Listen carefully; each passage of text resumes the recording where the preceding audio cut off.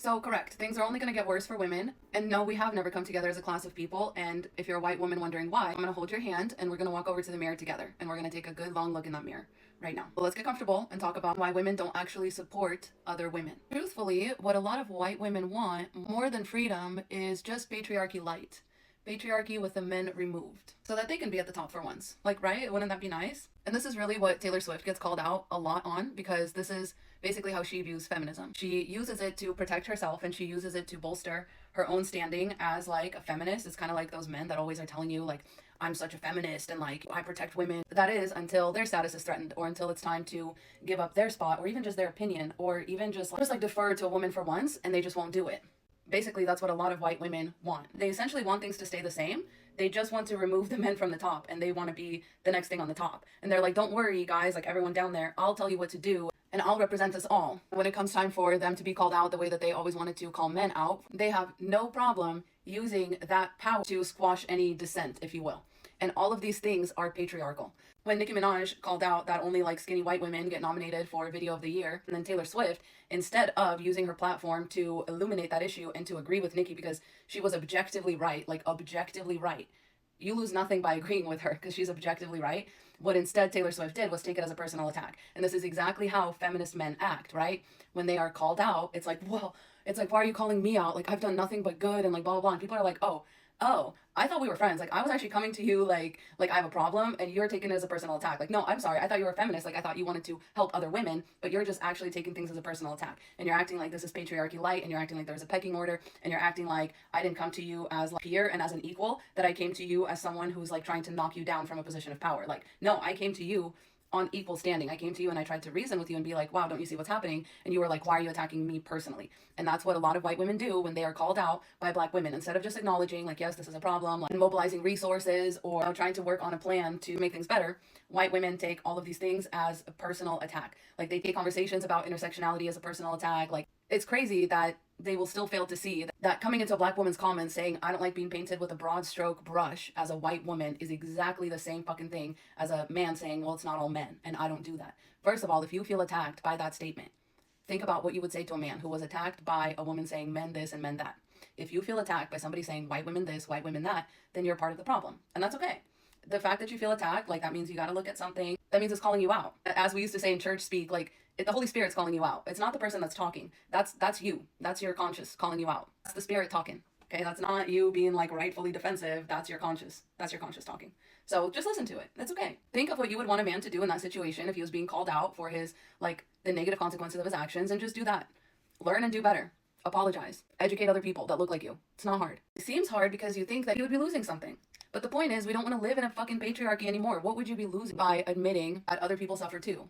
You know, what would you be losing by eliminating the problem at its root and not just keep pulling up the weeds? Like, everybody knows that weeds will grow back unless you pull it out with the root. And the root of everything is hierarchy in any way. Like, there's so many things that prevent women from coming together because there's like several hierarchies happening on top of us, right? There's racism, classism, sexism, ableism. And the root of it all is hierarchy and a lack mindset. Like, this idea that somebody can take your spot from you or like your things from you. That's how we got a bunch of men in power that are all obsessed with world domination, and we're all like victims of it right now, is because we keep relying on a hierarchy. We keep relying on leadership and structure and all of this stuff. And we as women can very clearly see where men are doing it to us, but we can't see where we're doing it to other women. You can't see where you're doing the same thing to disabled women, to black women, to poor women who feel as though you're losing your spot in some kind of a hierarchy, and that scares you. What should scare you is that as long as there is a hierarchy, as long as there's a perceived hierarchy that you are afraid of losing your spot in, the abuse will continue. The patriarchy has still won. Then racism has still won. Then ableism has still won. Because as long as there is some kind of a pecking order, or as long as there's some kind of a threat based on the possibility of a pecking order existing, we are still performing the patriarchy. We are still performing exactly what we want to be rid of. What it takes to actually subvert it, you guys are never going to believe it, is subversion. You have to subvert everything, including your own status as a white woman in whatever this little fucked up hierarchy is. You have to subvert it, and you have to get underneath and lift up the people that are being oppressed by the structure. Because until you do that, and as long as you are only focused on lifting up yourself and people that you don't perceive as a threat to you, and you are still living in a hierarchy, which is the problem. The hierarchy is the problem. It's very clear to white women when they look up that there's a problem, right? When they look up, they understand the problem. When they look down, they don't understand the problem. They think that that's how it should be. That's what's not okay. That's what's not okay. And it's because of that that you take these things as a personal attack. It's because of that that you take call outs or Black women and women of color just talking about the things that they experience on a regular basis as a personal attack. Because it's true. Because it's true. You just wanted them to stay quiet about that. That was supposed to be everybody's little secret. But that's how men treat you. They want to help themselves by helping you as long as helping you is convenient for them and takes them up another step of the ladder. As soon as it's not, guess what they do? They turn their back on you. They kick you off the ladder if need be. If you ever so much as become a hindrance or, God forbid, take over on the ladder, I mean, they'll rip you from that thing and throw you right back from whence you came. Because you were never supposed to be more successful than the man who was feministically helping you navigate the patriarchy. He never wanted to subvert the patriarchy. He wanted you to navigate it with him in a way that benefited him. Now, replace him with you. If you're a white woman, replace the man in that scenario with you and a Black woman. That's what's happening. That's why Black women were saying, I would rather be stuck in the woods with a bear than a white woman. And then, of course, it was cue the white woman tears. And if you're ever wondering why that is such a common turn of phrase, white woman tears, it's because that's how white women navigate the patriarchy. And Black women have figured this out. Black women don't get to cry to get their way. They don't get to cry to get what they want. And so when white women do that, that's not an act of solidarity. That's actually a perpetuation of the patriarchy. White women cry about being called out whenever white women, use their tears to absolve themselves from consequences and absolve themselves from even like feeling bad about what they've done. That's what that is. And you'll notice that similarly to men's rights activists, a lot of white women tears only come in response to them being called out on racism and them being called out on inappropriate behavior. Why are you crying? Be better. Nobody's trying to kill you. They're trying to make you better. And if you can understand having this kind of an attitude towards men, then you need to be able to understand it intersectionally. Otherwise, we're never getting out of the patriarchy alive. You need to understand your own life is at stake. Because every time that you use white woman tears or some other version of that, or you slander a Black woman, or you take things as a personal attack, or you act like you're the one being thrown under the bus in the situation for trying to help, every time you do that, you make sure that the patriarchy stays intact. Yes, you're looking up. Yes, you're seeing the problems, but you are not going to climb to the top of that thing as a woman and ever rule it. That's not in the fucking cards. You need to understand that first and foremost. Okay, when we play this whole patriarchy game, and we want to compete with the men and we want to take over in their spots and make it better, all of that is you ensuring that the patriarchy exists tomorrow. Every time you try to play into it and outplay the men at their own game, it's their own game. It's right there in the sense. It's their game. It's their game. The winner can only be a man. If you view other women's concerns, issues, and if you view intersectionality as something that is trying to drag you down and prevent you from reaching the top of the patriarchy, you've already lost as a feminist. Because as a feminist, you're not supposed to reach the top of the patriarchy. And what are you going to do from there? From the top of the patriarchy? How does that help any of us? It doesn't. We would be living in the year 3024 right now if instead of feeling personally attacked and instead of feeling like Nicki Minaj was trying to take something away from her and causing a huge public thing with it, having her fans come after Nicki, all this stuff, if instead of doing that, she would have just tagged the VMAs in Nicki's tweet and said, explain.